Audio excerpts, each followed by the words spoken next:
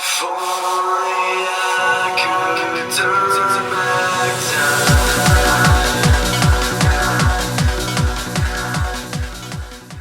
Hello, everybody. It's me, Nate, aka Devil Dog, and I'm back with another game review.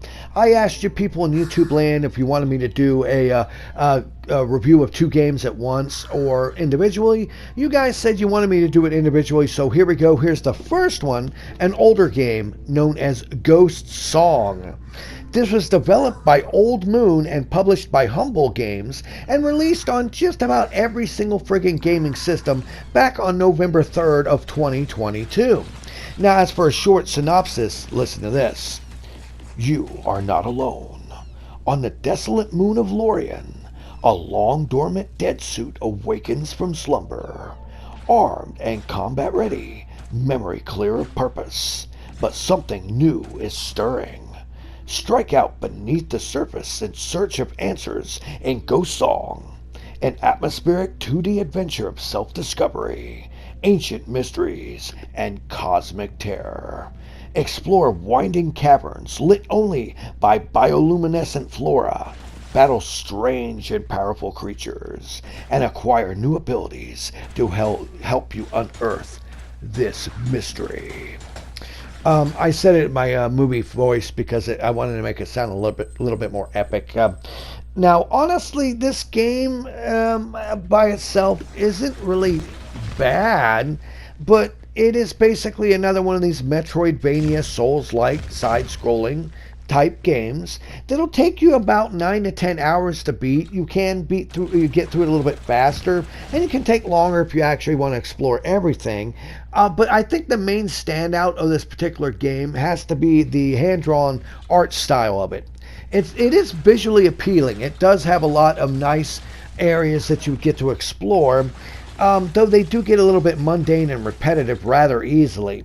Now, this is another one of these Metroid-style games, so it is forced along that lines of having it to where you'll see something you cannot get to until you get a certain upgrade needed to come back. So there is a ton of backtracking in this, and I would say if it was more visually appealing and actually had some unique biomes, it might be a little bit funner, but everything is basically what you see in this footage. That's why I didn't really capture much more, because you really don't need to see much more. It really all looks like this, and it is visually appealing, and like I said, it does function, but it does have some pretty major issues. First of all, as you go through with the upgrade system, as anybody who's played a game like this knows, as you progress and you're able to unlock new moves and abilities, like a double jump, a sprint, and some other moves as well. And your main form of attack is a arm cannon, which can overheat, which is like really the only cool mechanic I have to say it's in this game, because you have your arm blaster and you also have an up close slash attack. Now, once your arm cannon overheats, it buffs your slice attack, which was kind of neat. So you can get up close, you just have to watch out because you do have like a stamina meter when you're using your slash attack, as you can see. But really, other than that, that's really all that is to this game. You're just going around trying to just map out the area, get your upgrades and progress and fight some bosses and beat the game. Now, that brings me to my first issue with this title. Has to be the fact, other than the fact that the game world itself is so repetitious looking, there are some parts later on that are a little bit more stand out in terms of visually appealing, but most of it all looks like this. You're just going through dark caves with light sources fighting these weird enemies that really aren't that difficult. They're not difficult. It's the bosses that you get to that can actually be a little bit difficult if you don't know how to handle their mechanics. But the problem is with this, the bosses have terrible attack patterns. Their hitboxes are just odd as hell. Honestly, I found myself, once I got to the first boss, I'm like, okay, I was barely wanting to keep playing this game to begin with. And after getting the bosses, I'm like, oh man, I I just don't like this game. I mean, the blast attack combined with your sword slash, the mechanic of actually overheating your blaster so you can do your sword as a boost, is kind of cool. But a lot of the enemies, when they're attacking you, it ends up being more of a detriment than anything that actually helps make this game better on, as itself. Honestly, like I said, I have to say this game plays rather clunky. I'm playing on a PS4. And honestly, all the game versions are the same. I have heard the PC version is pretty much the worst. Trying to play this with a keyboard, I've heard, is a complete nightmare. But honestly, I have to say, the level design, the overall world is very, very poorly done. While it is visually appealing, the structure of the game world as a whole and the sheer amount of backtracking through all these levels that basically look identical gets so mundane and repetitious. And they don't give you enough upgrades fast enough, I don't believe. And honestly, the upgrades are just kind of lame, bare bones, by the book upgrades. Like, okay, here's a new power blaster, here's a new double jump, here's the chance to sprint. Now, if that made the game more playable, I probably wouldn't have a problem with it. But the overall mechanics, the platforming in this is just so clunky and slippery. It is playable. And keep in mind, this game comes with two playing game modes. You have a permadeath mode, because you can't have a Metroidvainia Souls-like game without a permadeath mode. But this one actually is done poorly, okay? I don't like it. Naturally, you lose everything, but then you got to go back to these big statues and cash in your points to get your character's level back up. And it's just, I don't know, it's just not done well. It really isn't done that well. And then, like I said, the level designs, I'm going to say it, visually they're appealing, but they're mundane. They get boring very soon. You pretty much seen just about everything in the first 10 minutes of the game. Other than later on, there's a couple parts that were kind of cool. But honestly, I did not like this. I did not like this game at all. It started off with this cool atmospheric vibe to it, wanting to know what the hell the deadsuit is, why the deadsuit doesn't have its programming left in it, what happened in this area that you're exploring. But as you progress and you go through it, you're just like, I really don't give a crap at this point. I just want to get through this because it's just mundane, it's boring, it's super repetitious.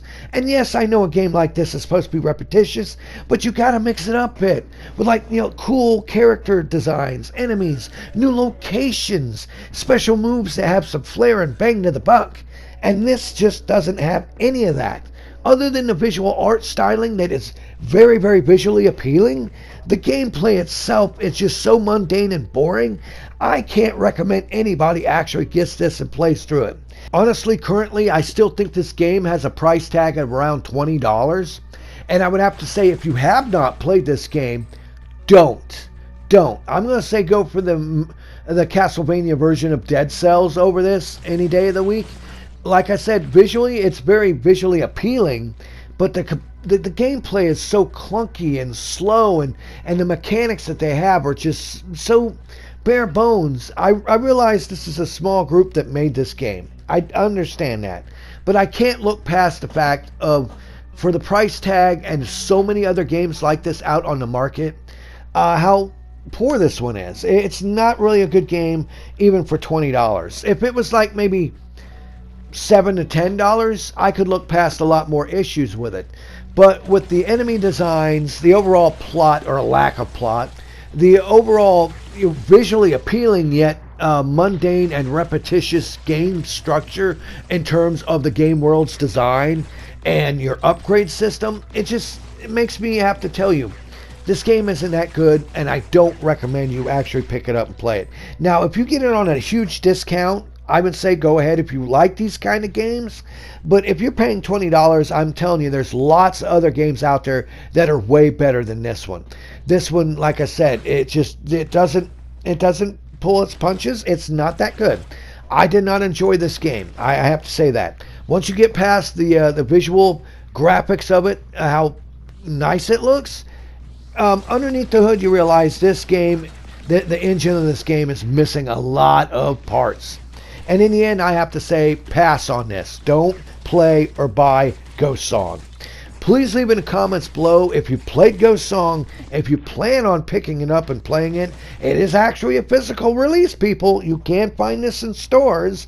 But honestly, unless you get it for a huge discount, I have to say pass on this one. This is not a good representation of a good classic Metroidvania Souls-like title. That's just my own personal opinion. Naturally, if you disagree with me, please leave in the comments below. I have no problem with people that don't agree with me. Everybody's allowed their own opinion. Once again, if everybody liked the same thing, it'd be a boring world that we live in. But like I said, please give me a thumbs up if you like this video. Please leave lots of comments below. Subscribe to my channel if you haven't already. And remember, here at Devil Dog Gaming, we always end our videos by saying, have fun, play hard, and remember, people, the devil is in the details. Peace out until next time.